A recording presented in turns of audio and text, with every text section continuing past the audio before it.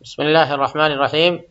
الحمد لله رب العالمين، والصلاة والسلام على أشرف الأنبياء والمرسلين نبينا محمد وآله وأصحابه أجمعين. أما بعد، أعوذ بالله من الشيطان الرجيم. بسم الله الرحمن الرحيم. وما خلقت الجن والإنس إلا ليعبدون. عزیز ساتھیو، اس سے پہلے کہ ہم توحید کی تیسری قسم کو بیان کریں، یعنی توحید اسماء و صفات، اس سے پہلے مؤلف نے عبادت کی تفسیر اور عبادت کا معنی مطلب بیان کرنا شروع کیا، تو ہم پہلے اسی کو بیان کر لیتے ہیں، اس کے بعد ہم توحید کی تیسری قسم توحید اسماء و صفات پہ آئیں گے انشاءاللہ۔ تو فرماتے ہیں عبادت کی تفسیر،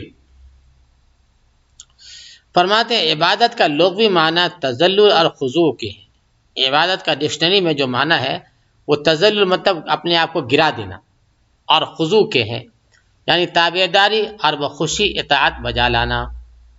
کہتے ہیں طریق معبد، عربی میں محاورہ ہے طریق معبد، یعنی ہموار اور اچھا راستہ۔ اس کے بعد شریعت میں عبادت کا معنی کیا ہے؟ فرماتے ہیں جیسا کہ شیخ الاسلام رحمۃ اللہ علیہ نے بیان فرمایا، یہ اللہ کی عبادت ہے ان احکام کو بجا لا کر جنہیں اللہ تعالیٰ نے اپنے رسولوں کی زبانی ہم تک پہنچایا ہے۔ نیز عبادت کی دوسری تعریف بھی آپ نے فرمایا کہ عبادت ایک جامع اسم ہے، یہ شامل ہے ہر اس کام کو جو اللہ تعالیٰ کو محبوب اور پسندیدہ ہیں، اعمال میں سے، اقوال میں سے اور افعال میں سے، خواہ یہ ظاہری ہو یا جسم کے اعضاء ظاہری سے واقع ہوتے ہوں، یا باطنی ہے یعنی دل سے اس کا تعلق ہو جو کہ پوشیدہ ہوتا ہے۔ یہ ہو گئی توحید کی تعریف۔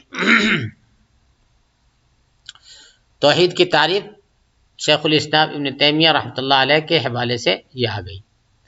فرماتے ہیں اس لیے ایک مسلمان پر بحیثیت مسلم کہ واجب ہے کہ اس کا اعتقاد کہ رب سبحانہ و تعالی اکیلا ہے، لہذا ہر قسم کی عبادت صرف اسی کے لیے انجام دے، اور ان تمام قسم کی عبادتوں کو ہر شائبہ شرک سے خالص کر کے صرف اللہ کے لیے انجام دیں۔ نیز ان تمام عبادتوں کو اس طریقہ پر انجام دیں جس کو اللہ کے رسول صلی اللہ علیہ وسلم نے ہمارے لیے قولاً عملاً کر کے بتا دیا۔ نبی کریم صلی اللہ علیہ وسلم نے بتا دیا کہ ایسے عبادت کرو، ایسے عبادت کرو، اور آپ نے کر کے بھی بتا دیا، آپ نے طریقہ بھی اس کو کر کے بتا دیا۔ مندرجہ ذیل قسموں کو عبادت شامل ہے۔ فرماتے ہیں کہ مندرجہ ذیل قسموں کو عبادت شامل ہے۔ اس بات کو آپ خوب اچھی طرح جان لو کہ ان تمام چیزوں کو عبادت کہتے ہیں، ان تمام چیزوں کو عبادت کہتے ہیں۔ مثلا نماز، طواف کعبہ، حج، روزہ، نذر، اعتکاف، ذبح، سجدہ، رکوع، خوف، رہبت، رغبت، خشیت، توکل، استغاثہ، مدد مانگنا، رجا، امید رکھنا، ان کے علاوہ بھی دیگر بہت سے انواع اور اقسام کی چیزیں ہیں جو عبادت میں شامل ہیں، جو عبادت میں شامل ہیں، جنہیں اللہ تعالیٰ نے قرآن مجید میں بیان فرما دیا ہے، یا رسول اکرم صلی اللہ علیہ وسلم نے اپنے قول یا فعل سے کر کے ہمارے لیے مشروع کر دیا ہے، جو سنت صحیحہ میں موجود ہے۔ اب اگر کوئی بھی شخص ان عبادتوں میں کسی بھی عبادت کو اللہ کے سوا دوسرے کے لیے کرتا ہے تو وہ مشرک ہے، جیسا کہ اللہ کا فرمان ہے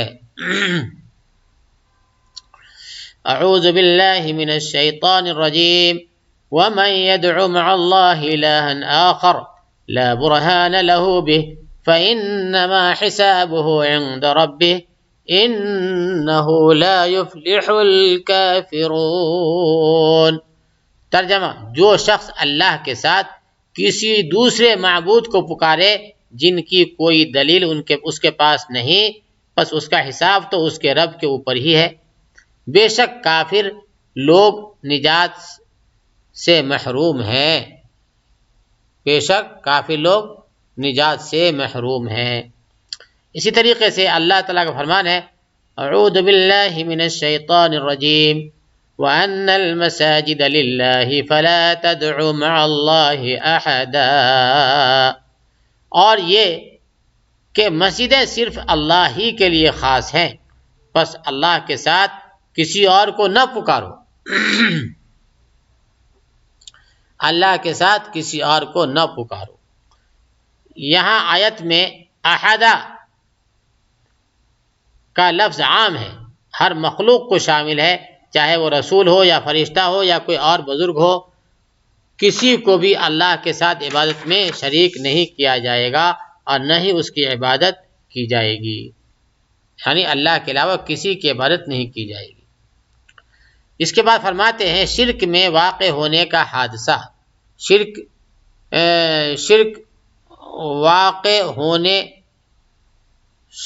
واقع ہونے کا پہلا حادثہ، یعنی شرک کیسے شروع ہوئی۔ پہلے تو سب لوگ اللہ کی عبادت کرتے تھے، صرف اکیلے اللہ ہی کی، تو شرک کیسے شروع ہوئی اس کے بارے میں فرماتے ہیں جب تمہیں شرک کے بابت معلوم ہو گیا تو اب یہ بات بھی جان لو کہ شرک پہلے کہاں واقع ہوا۔ شرک پہلے قوم نوح میں واقع ہوا۔ نوح علیہ السلام کی قوم میں شرک واقع ہوئی۔ وہ کیسے؟ جب اللہ تعالیٰ نوح علیہ السلام کو ان کی قوم کی طرف رسول بنا کے بھیجا تو انہوں نے اپنی قوم کو سارے بتوں کو چھوڑ کر ایک اللہ کی عبادت کی طرف بلایا۔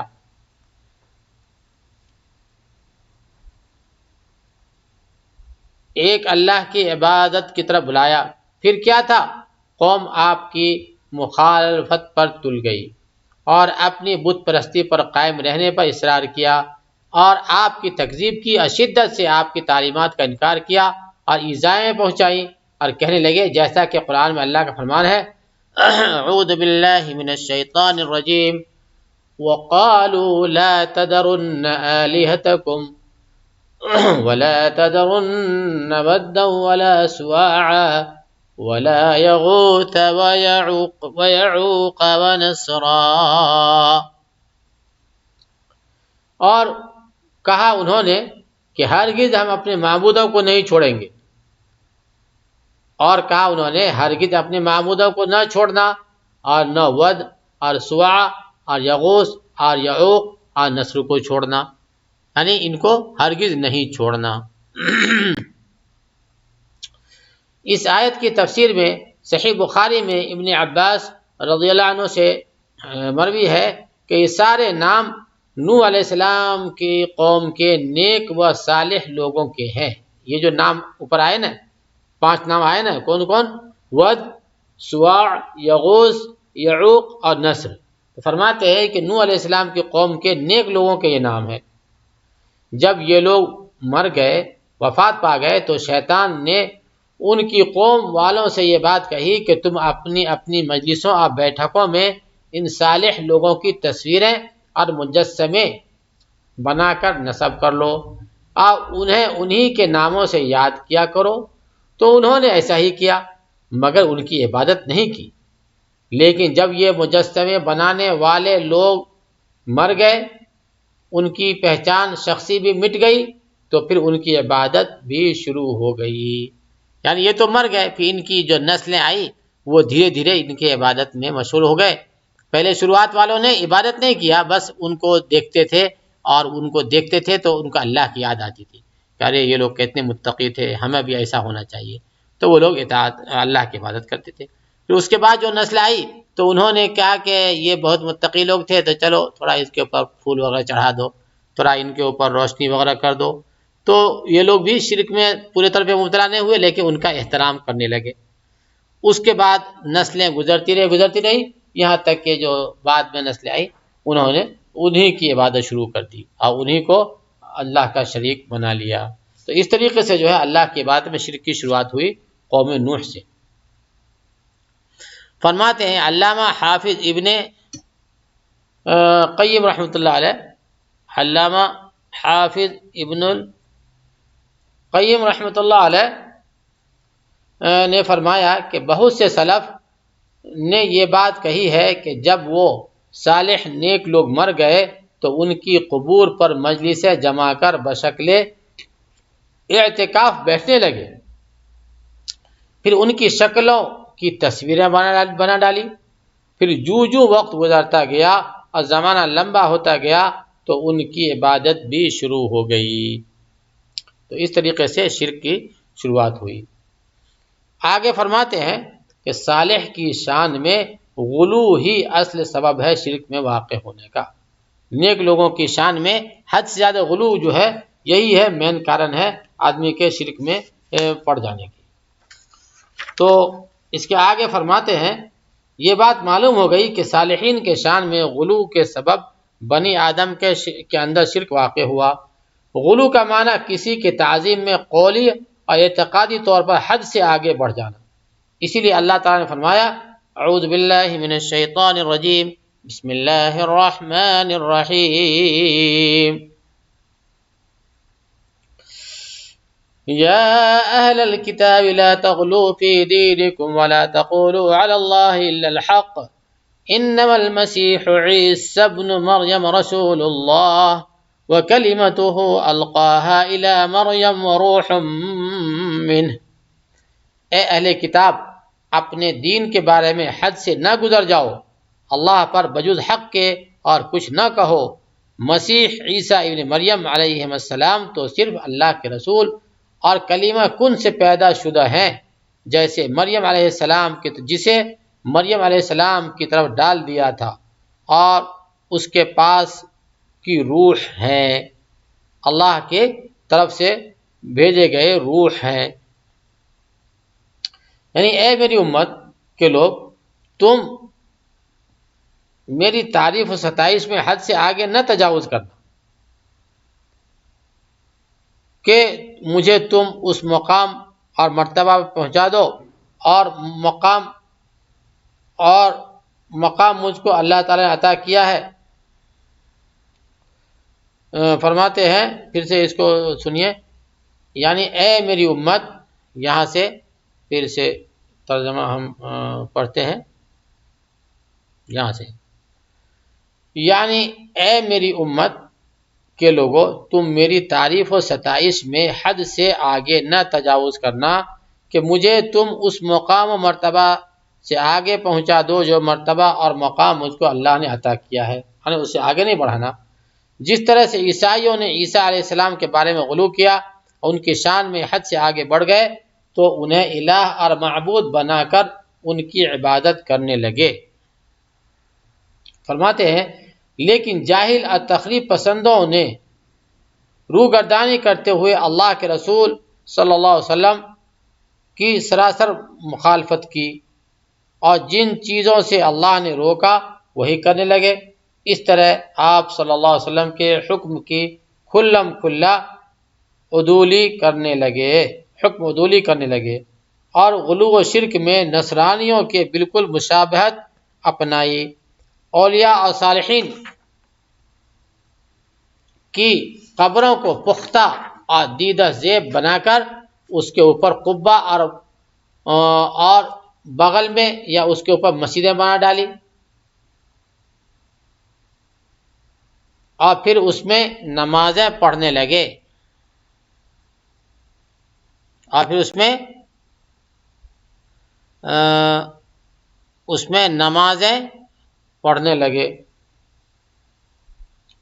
اگرچہ یہ نمازیں اللہ کی خاطر ہوتی ہیں مگر ان میں مدفون اولیاء کی نعشوں کی عظمت مقصود ہوتی ہے۔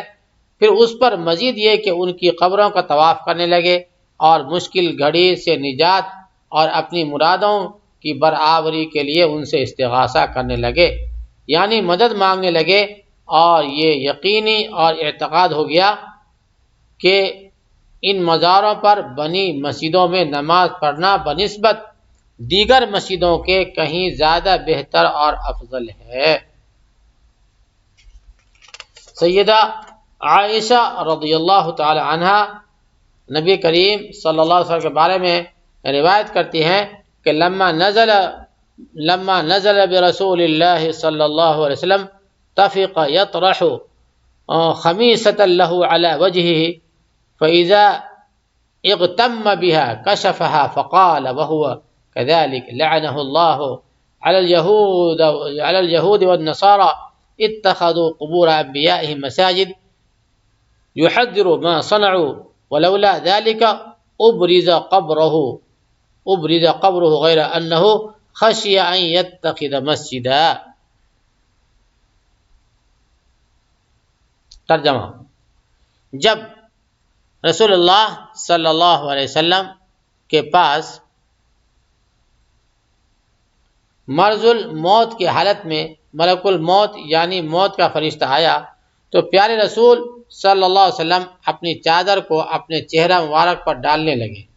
جب چادر سے چہرہ انور ڈھک گیا تو پھر اس کو چہرہ سے ہٹا دیا اور آپ صلی اللہ علیہ وسلم اسی حالت میں لیٹے ہوئے تھے اور فرمایا: اللہ کی لعنت ہو یہود اور نصارہ پر جنہوں نے اپنے نبیوں کی قبروں کو مسجدیں بنا ڈالی. آپ صلی اللہ علیہ وسلم ان لوگوں کے اس مشرکانہ فعل سے اپنی امت کو ڈرا رہے تھے اور آگاہ کر رہے تھے کہ خبردار تم لوگ ایسا ہرگز نہ کرنا. اسی خوف سے کہیں آپ صلی اللہ علیہ وسلم کی قبر کو مسجد نہ بنا لی جائے. آپ صلی اللہ علیہ وسلم کی قبر کو زیادہ ظاہر اور اونچی نہیں کی گئی کہ ایسا نہ ہو کہ کہیں لوگ جو ہے آپ صلی اللہ علیہ وسلم کے قبر کو جو ہے عبادت نہ کرنے لگے، اس کا طواف وغیرہ نہ کرنے لگے. ان خرافیوں اور بدعتیوں نے نظم اور نثر میں بھی اپنے اس غلو کے فتنہ کو بھر رکھا ہے، نظم اور نثر وغیرہ میں، جس کے بیان سے یہ بات بہت لمبی ہو جائے گی. انہوں نے رسول اللہ صلی اللہ علیہ وسلم اور دیگر صالحین سے استغاثہ یعنی مدد مانگنے کو جائز کر رکھا ہے. جس طرح اللہ سے ہر چیز میں مدد مانگی جاتی ہے، اس طرح سے ان بزرگوں سے انہوں نے سب کچھ روا رکھا. اور رسول اللہ صلی اللہ علیہ وسلم کا عالم الغیب بھی کہتے ہیں ان میں سے جو زیادہ تشدد پسند اور بڑھ بڑھ کر غلو کرنے والے ہیں ان کا کہنا یہ ہے کہ رسول اللہ صلی اللہ علیہ وسلم دنیا چھوڑنے سے پہلے یعنی مرنے سے پہلے ان کا یہ عقیدہ ہے کہ آپ صلی اللہ علیہ وسلم دنیا سے پردہ فرما گئے. آپ صلی اللہ علیہ وسلم دنیا سے پردہ فرما گئے ہیں، مرے نہیں ہیں. یہ ان کا عقیدہ ہے. جو کچھ پہلے ہو چکا ہے، جو کچھ ہونے والا ہے، سب کا علم آپ کو حاصل ہے. العیاذ باللہ.